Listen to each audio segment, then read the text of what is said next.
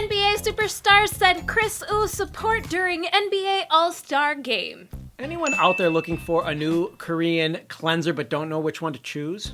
Kagel is having a sale on Dr. Bellemure's cleansers and a toner, I do believe. Some are for everyday cleansing and some are for deep, clean, clarifying cleansing. Very popular brand in Korea too. The entire line is for sale on Kagel. Check the links in the description box. Over the weekend, the NBA held their annual All-Star Game and their annual NBA Celebrity All-Star Game, in which Kris participated for the second year in a row. Woo! Literally. I did not know that he participated last year, but I did see the news for this year and realized after reading the news that he participated this year that last year was a bigger deal.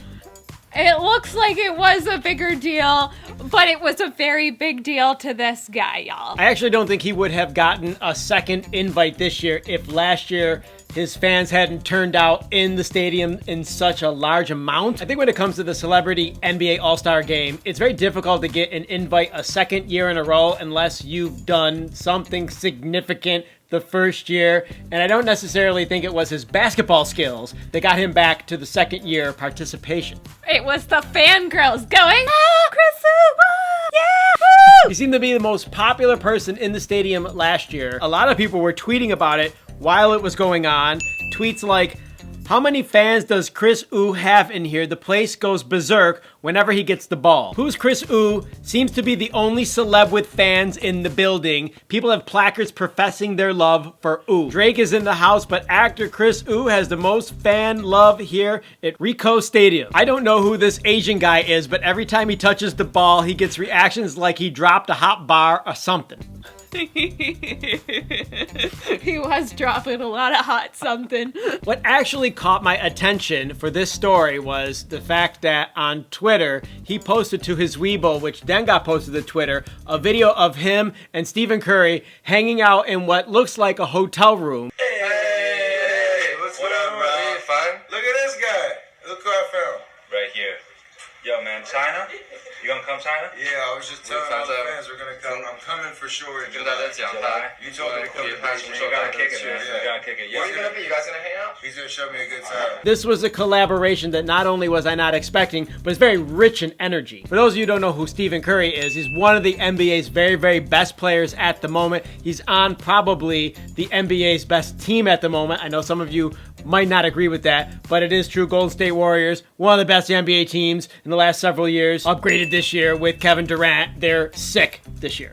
They can't be stopped, I think. But Kris hanging out with Stephen Curry is not unusual. It's really high-powered. Basketball is growing in popularity in China. You want to talk a little bit about that? Well, basketball isn't growing in popularity in China. Basketball has been popular in China for as long as it's been popular pretty much here in the US, or longer. Shortly after basketball was created, missionaries took it over to China and it became very popular there. In fact, whenever the communists took over and got rid of all kinds of other things, they kept basketball because Mao loved basketball. And in the 1940s, people were playing basketball all the time because it built community and it was just plain fun.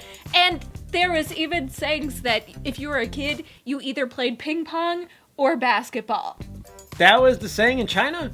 Well, I saw a quote in an article that one guy was like, if you were a kid in 1940s China, you either played ping pong or you played basketball. That's pretty incredible. I knew that it was popular over there, and they have their own leagues. Stephon Marbury, for instance, has gone over and created a brand for himself that is very popular.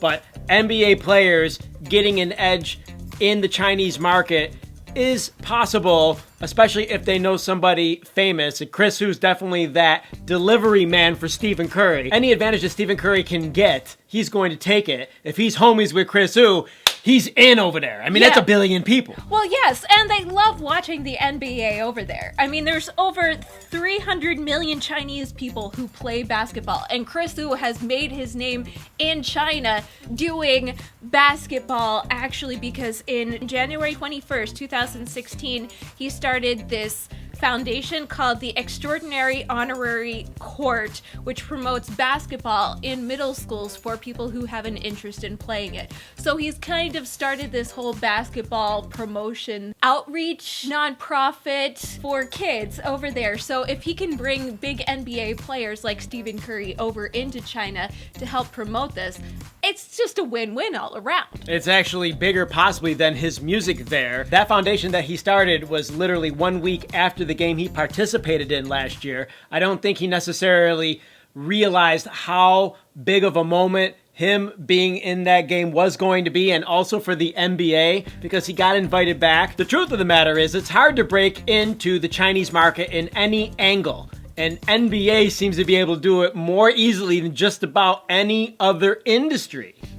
I've known that Chinese people like playing basketball since I first started watching Asian dramas, because I was watching like some Taiwanese and Chinese dramas, and there was always this running basketball element in a lot of the dramas. So that's how I was first introduced to it, because I gotta be honest, you guys, I know practically nothing about basketball. My knowledge of basketball is based around when I was a kid watching the TV show Hang Time, which might be a way flashback if you actually even know what I'm talking about. But I don't really know basketball, but I think it's so cool to have this sports mashup with K-pop or Mando pop, whatever you want to call it. It's so rare to actually find that, but it's such a fun and interesting crossover. And another angle that I was just thinking about is I don't necessarily believe that Kris would have been able to participate even in the first Celebrity All-Star game if he was still a member of EXO. Him separating himself from the group, even though at the time of the first All-Star Celebrity game that he participated in, he hadn't actually settled his contract disputes with SM, he still was able to go over and do his own thing. And if he was part of the group and they had promotions going on at that particular time, he wouldn't have been able to do it. And now look at him shine and look at the connections he's making for the Chinese market with the NBA. And that might not be a concern of some of the people that like K-pop, but just in general, we all want to be able to do what we want. We want the freedom to be able to pursue whatever. And I do think that being part of a very large K-pop group, no matter how successful it is, can be a little bit more constricting, I think some of us realize. Yeah, I think that what you just said actually has a lot of grounds and a lot of basis on truth, because I really don't think that he would have been able to go back to Canada and represent Canada and represent China in this NBA All-Star game if it wasn't for the fact that he had already more or less left EXO, because he's got that freedom. And he lived in Canada for a number of years when he was a teenager, right? Yes, he lived in Canada from about 10 years old to 18 years old. So he is very Canadian. And that's actually part of the reason why basketball is so popular in Canada, is because of all of the Filipino and Chinese immigrants, because they make up the majority of the Canadian immigrant population, and they brought with them a huge love of basketball, which has helped it become a hugely popular sport in Canada. Well, don't forget that Canada is our neighbor, and they are almost as American as we are. They like all the different sports that we like, including basketball. So I don't think Filipino and Chinese people coming over is the influence why Canadians in general like basketball. I think that can definitely help. I think that it helps sway it and make it more popular because, yes, of course, it was already Canada's popular. got a couple NBA teams. They got a team in Vancouver. They got a team in Toronto. And I think that's it. I think they got two. But, I mean, they got their own teams up there. It's very popular. I mean, and the NBA Celebrity All-Star game that Kris participated, the first one, was in Toronto.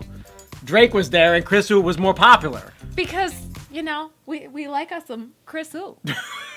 Who heard about this news over the weekend? Comments. There are actually two Chinese members on the NBA teams right now. There's Zhao Qi and Wang Zhao and Wang Zhelin. Yao Ming was popular back in like 2002 to 2011. Do you know him at all? I do know of him. I've seen him in games. He's like Shocking. over 7 foot tall. I know. He's a ridiculously hero tall. We're talking over each other. Comment, you guys. Click the like button. Thank you so much for supporting us. Click the bell for notifications. Check out the link to KGAL. And don't forget to subscribe for more Hallyu Back news. That's it. We're out of here. Hasta luego. Bye.